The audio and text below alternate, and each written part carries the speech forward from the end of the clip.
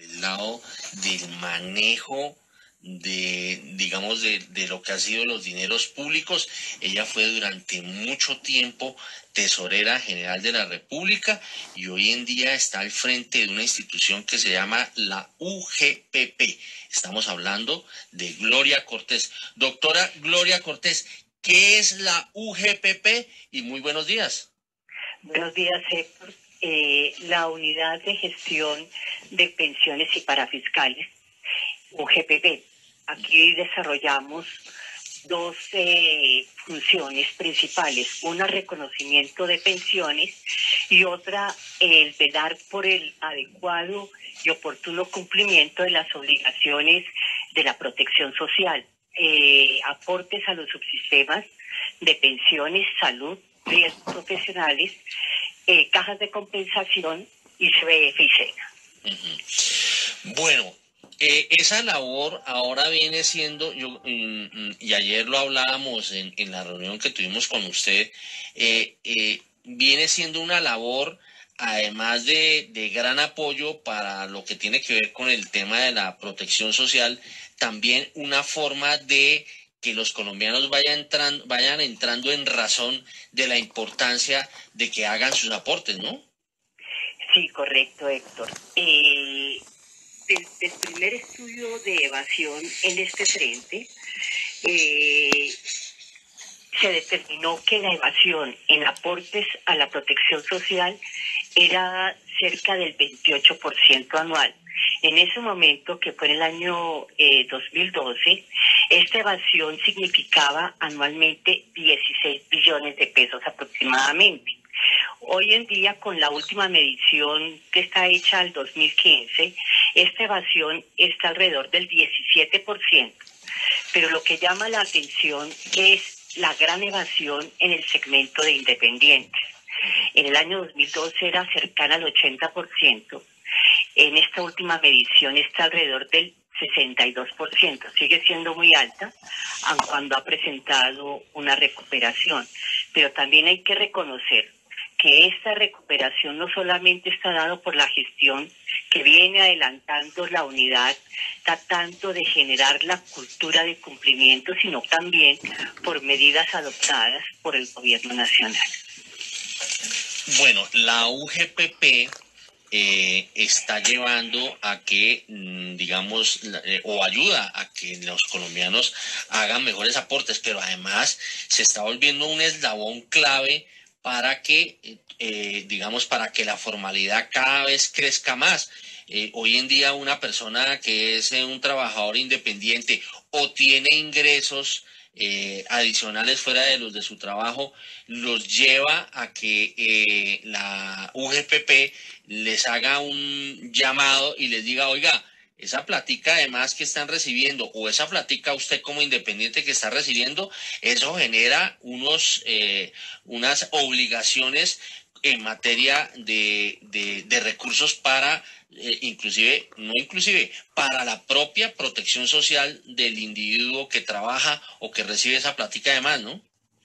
Sí, aquí es muy importante tener claro algo, y es muchas veces esta evasión no tiene su origen en la intención clara de evadir.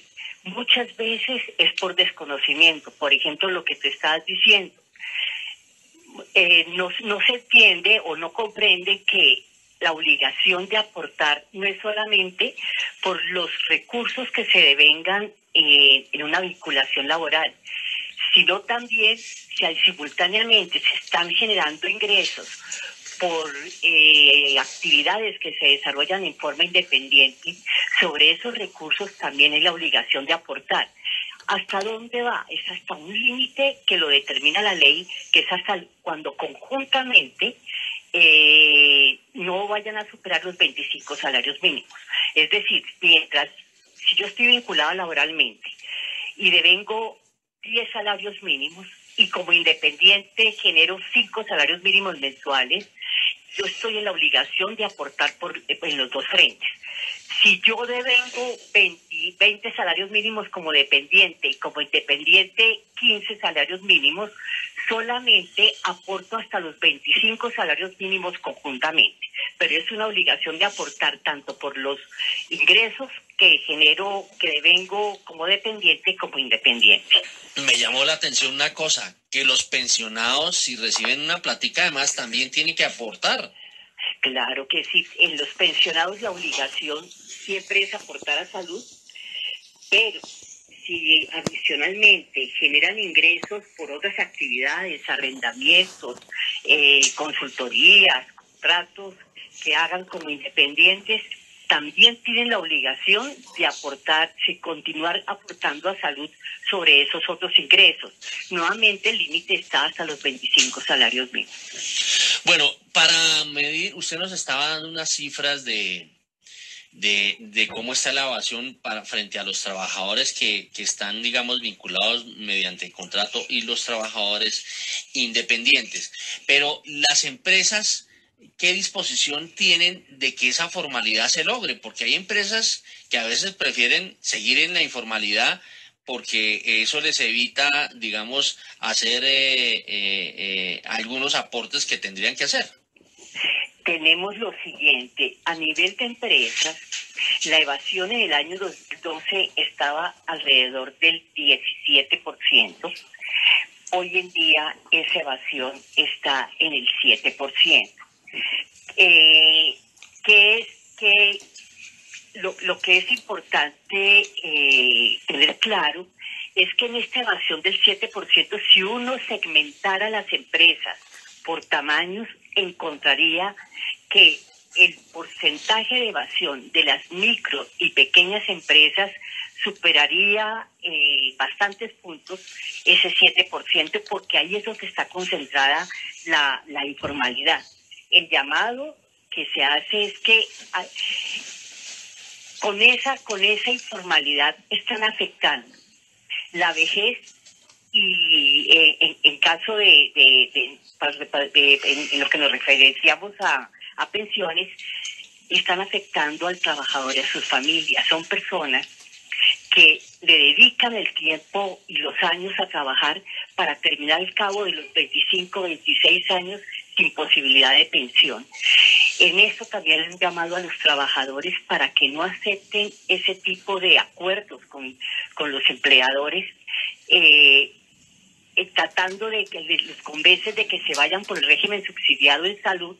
Así obtienen la cobertura en salud y en pensiones no hay ningún aporte. Entonces, el llamado de atención es a los trabajadores para que no acepten esas condiciones y que denuncien ante la unidad, y nosotros adelantaremos las acciones correspondientes. Y a los empleadores que tengan conciencia de cómo están afectando el futuro y la vejez de estos trabajadores y sus familias. Bueno, la labor de la UGPP es tratar de generar ese estímulo para que la gente haga los correspondientes aportes en materia pensional.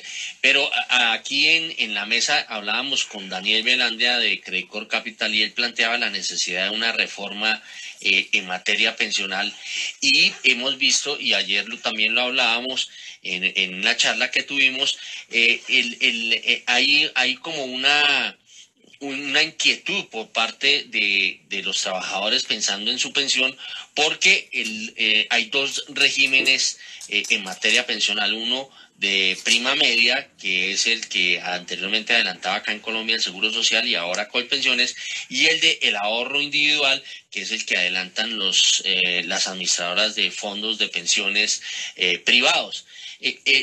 Pero hemos observado que, por ejemplo, en países como en Argentina, como en Bolivia, como en Hungría, ha hecho crisis el sistema del ahorro privado, y el gobierno ha vuelto a retomar el manejo de las pensiones, y vemos que recientemente hubo un caso que llamó la atención, que fue el de El Salvador, que entró en un default y que hizo que las calificadoras les bajaran su nota y los consideraran al país como mala paga. ¿Hacia dónde debe apuntar una reforma pensional, pensando en el trabajador, porque debe saber qué escoger para ver dónde pensionarse y donde haya certidumbre, y eso, al haber esa certidumbre, pues se hace el aporte con mayor tranquilidad y hay más formalidad y menos evasión. Aquí hay que tener en cuenta algunos aspectos. Cada uno de los regímenes que actualmente existen en Colombia, prima media y el de ahorro individual, tiene unas ventajas y unas desventajas dependiendo de las circunstancias en que se encuentre el pensionado. Desde el punto de vista del gobierno nacional, el sistema de prima media, hay un subsidio implícito, lo cual pues, le origina una afectación en términos del déficit fiscal. Pero igualmente los dos regímenes son importantes que se mantengan. La importancia, creo yo, es mirar a ver cómo se armonizan y cómo se morigeran algunas de los alcances de los beneficios dados en el régimen de prima media para que los impactos no sean tan fuertes en el gasto público.